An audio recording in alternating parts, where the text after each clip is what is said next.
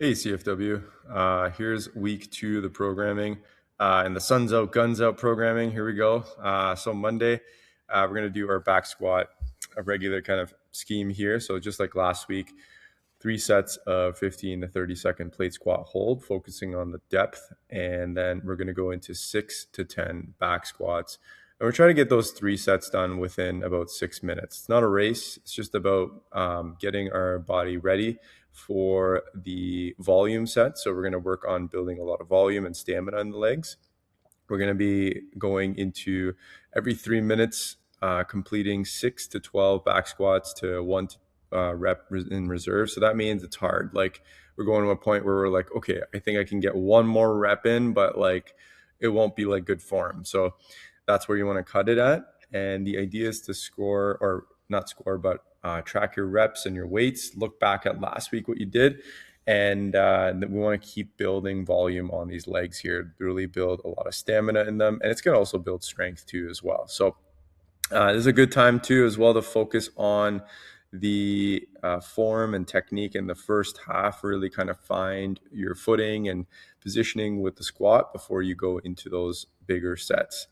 After that, our workout's going to finish off with a 12-minute AMRAP, 12 cross-body sit-ups, 9 and 9 single-arm Russian swings, and then 6 one push-up plus one shoulder tap complex. So how that works is you're going to do one push-up. Once you get back to the top of the push-up, do one shoulder tap, any side that you like. Then again, push-up, and then one shoulder tap.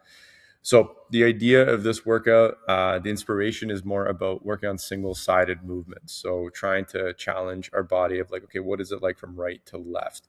Cross-body sit-ups are going to get rotation in there and flexing through our core. The single-arm Russian swings are going to have a little bit of rotation when we're holding onto that kettlebell, and then we're working on extension. So kind of the reverse of the cross-body sit-up. And then the one push-up, one shoulder tap complex is a really good one to kind of find that balance on that one hand there. So again, core is going to be involved in this, and that strength in that one arm. So a little bit different. We want to always kind of keep the movements a little novel so that we're not always also doing just the same thing over and over again. So good workout to start the week off. And then our Tuesday workout, long 40-minute workout. We're going to build some capacity here. So 40-minute AMRAP, 400-meter run, 500-meter row, 20/15 cal bike, and then 5-minute rest. The idea in the 40 minutes is to just learn and understand your pacing when you're going through this, and really just focusing on building good mechanics with your pacing there. So as you do this, don't rush and go fast, like 100% all out. Ooh, I don't know if a pop-up showed up on my computer. Anyways, but you don't want to go all out on this. You want to make sure you keep a really, really steady pace so that you can repeat this. And we're going to do this throughout the cycle. Use this as like a temperature check of like how your endurance is coming along. It's not going to be big changes. If anything, for a lot of you is going to be learning the pacing. So how fast to go. So what I would do is like every time I would do a round, definitely take the time and see what the time is. And then when you do your next one, try to match that same time. Okay. So if it like takes you 6 minutes to complete the round, try to be within plus or minus 10 seconds to finish that 6-minute round again. So if you're like at 5:50 or 6:10, try to maintain that. And you'll notice some trends along the way. The idea would be, I would say in the 40 minutes, try to get about 3 or 4 rounds done. The 5 minutes are going to be a good amount of time for you to rest, but we want to see how much work can we get done in the 40 minutes, but also pacing it in a way that you can allow yourself to do that. I mean, you could sprint the first round, and then the 5-minute rest might help a little bit, but you'll find you'll still be winded. So you kind of have to adjust your pacing according to the rest.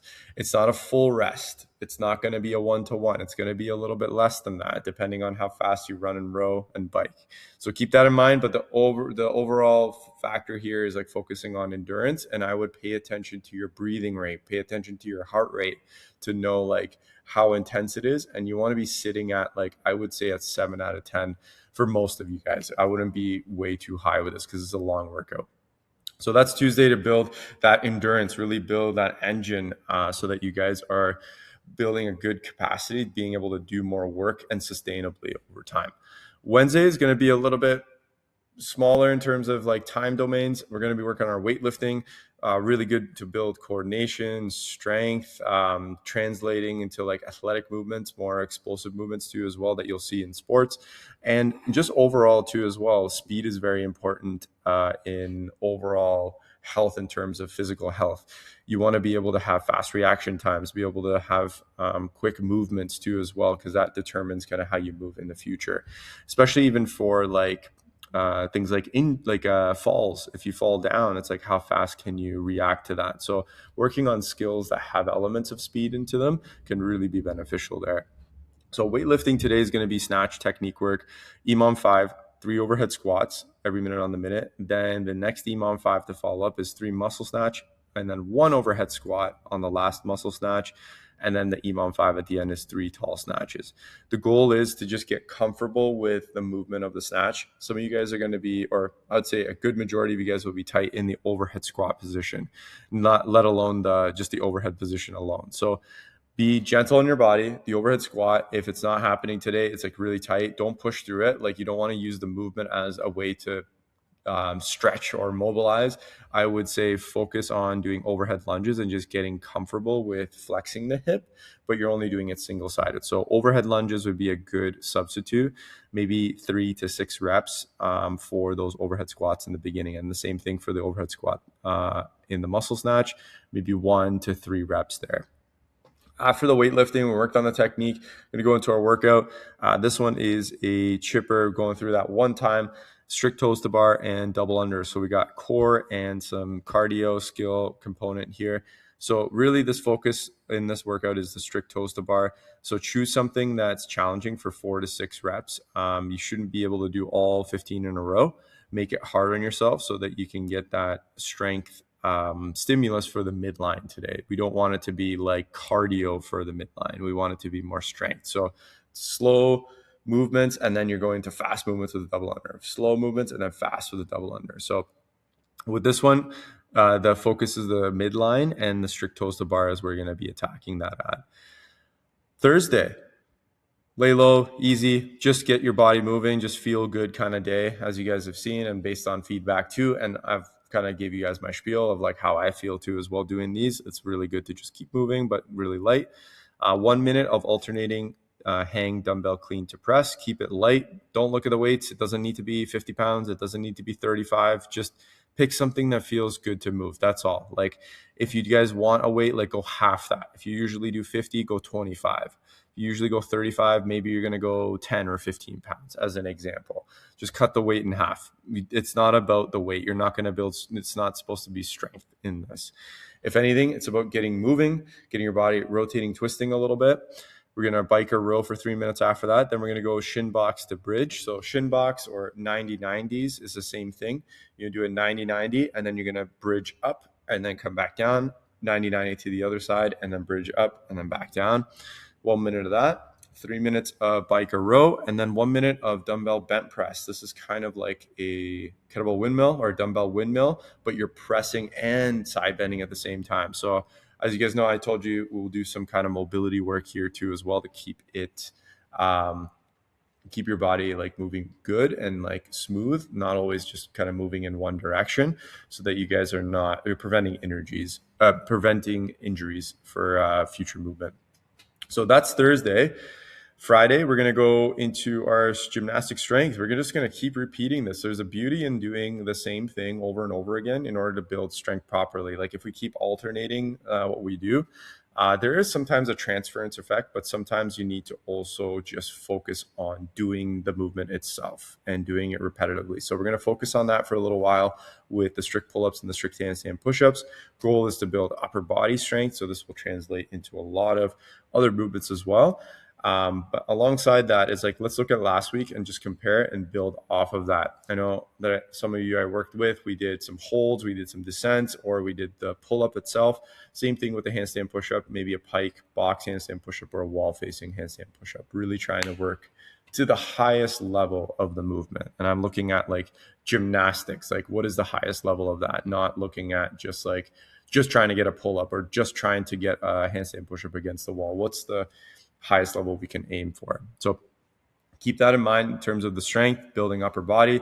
And basically how the scheme goes is every 3 minutes, we're going to do a set, and it's going to alternate between strict pull-ups and strict handstand push-ups. So when the clock goes, the first set is going to be 1 to 5 strict pull-ups unbroken. And then on the third minute, we're going to go 1 to 5 strict handstand push-up. Then the sixth minute, 1 to 5 strict pull-ups, and then just alternating for 18 minutes total.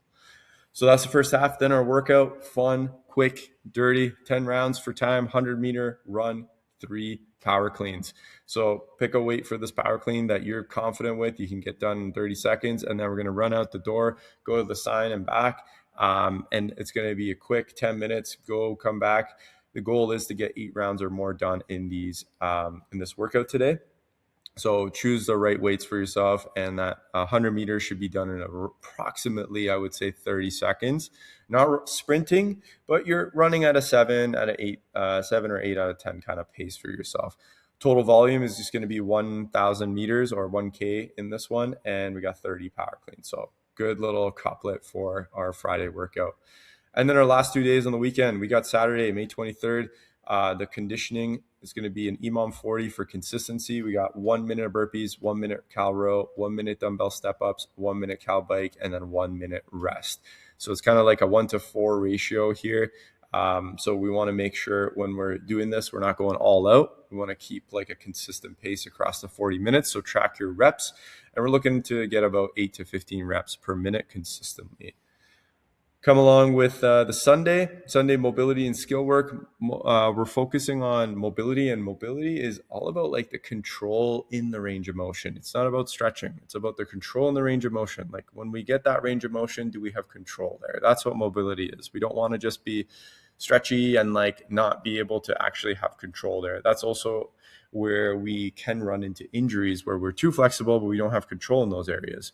So we're going to work on our shoulder blades. If you know you got some shoulder stuff going on or even some past injuries, this is the day to come into 6 position shoulder blade circles or boxes. So we're going to work on motor control in 6 different positions. We're going to work on being with our arms straight out in front, arm across the body, arm out to the side, arm in hyperextension, arm right by our side, and overhead too as well. So those are kind of 6 different positions that you would be in or your shoulder can be moving into. And we're going to also do that with shoulder circle. So we want to try to differentiate between what the shoulder blade circle is and what a shoulder circle is. So focus on that in the first half, two rounds, going through that for 10 minutes there. And then our workout's a nice low intensity conditioning, 3 rounds, 2 minute row, 2 minute bike, 2 minute skier, 2 minute bike, and then 2 minute skipping. So we got all the machines and just focusing on getting our cardio moving in this one. Really good workout to just feel good, get a good sweat on, but also keep the momentum going there and get some good movement in. Hope you guys are having fun with the cycle, and stay tuned for more clues and hints of things to come. But I hope you guys enjoy it. Enjoy your long weekend, and we'll see you guys at the gym. Thanks.